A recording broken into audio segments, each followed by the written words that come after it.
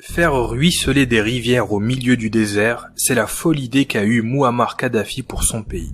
La Libye est un vaste état d'Afrique, délimité par la Méditerranée au nord et entouré par le désert du Sahara sur toutes ses frontières terrestres.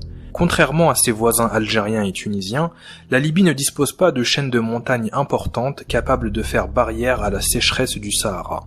Par conséquent, le pays est désertique et aride à 95%. Les pluies y sont très rares, les températures extrêmement chaudes.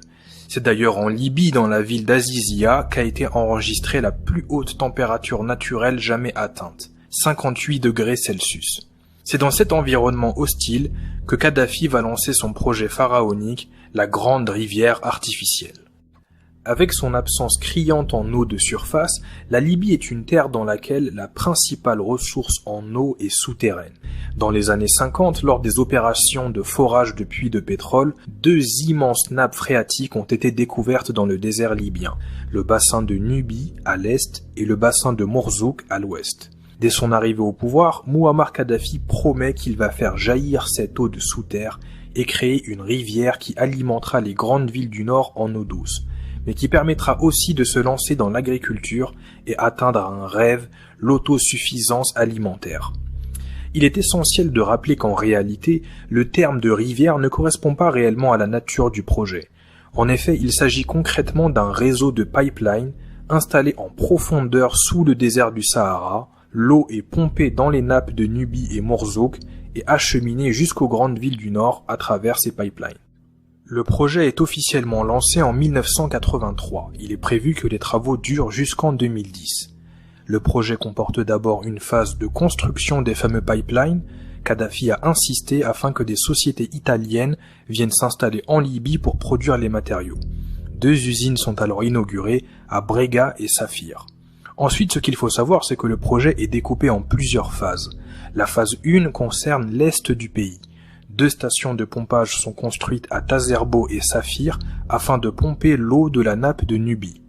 Des pipelines sont alors installés en direction du nord où plusieurs réservoirs géants sont construits. Ils permettront de stocker l'eau et gérer l'approvisionnement des grandes villes tout au long de l'année. La phase 2 concerne cette fois-ci l'ouest du pays et plus particulièrement la capitale Tripoli et ses environs. Des stations de pompage sont construites aux alentours de Djabel Assouna afin de pomper l'eau de la nappe de Mourzouk et l'acheminer vers la capitale. Et pour finir, la troisième phase est une extension de la phase 1, avec la construction d'une nouvelle station de pompage à Koufra. Le quotidien des Libyens est littéralement bouleversé par ce projet. Les habitants des grandes villes du Nord ont maintenant accès 24 heures sur 24 dans leur foyer à une eau potable, ce qui n'était pas le cas auparavant. Le pays se lance alors dans l'agriculture, la technique utilisée est l'irrigation par pivot en plein désert, ce qui crée des paysages époustouflants, des cercles de verdure apparaissent dans ce Sahara si sec.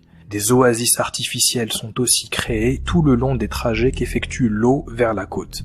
La production nationale agricole explose. Des fruits et des légumes made in Libya font leur apparition dans les marchés et en grande quantité, ce qui est inédit. Des milliers d'emplois sont alors créés dans le domaine de l'agriculture. Point important, Kadhafi a insisté afin que l'eau à destination des foyers, l'eau qui coule dans le robinet des Libyens, soit gratuite pour tous. Seule l'eau utilisée dans le cadre de l'agriculture était payante mais à très bas prix. À la fin de la phase 3 du projet, l'ensemble du réseau mesurait 5000 km et le coût total était évalué à 30 milliards de dollars.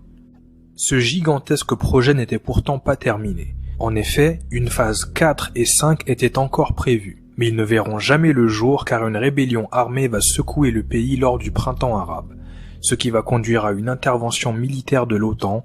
Le pays va alors plonger dans un chaos dans lequel il est toujours. À l'heure actuelle, le projet semble mal en point, des frappes de la coalition ont touché plusieurs installations, ce qui a endommagé l'infrastructure. Le chaos actuel en Libye a conduit des employés travaillant dans les stations de pompage à quitter le pays à cause de l'insécurité et parce qu'ils n'étaient plus payés. Et pour finir, des problèmes de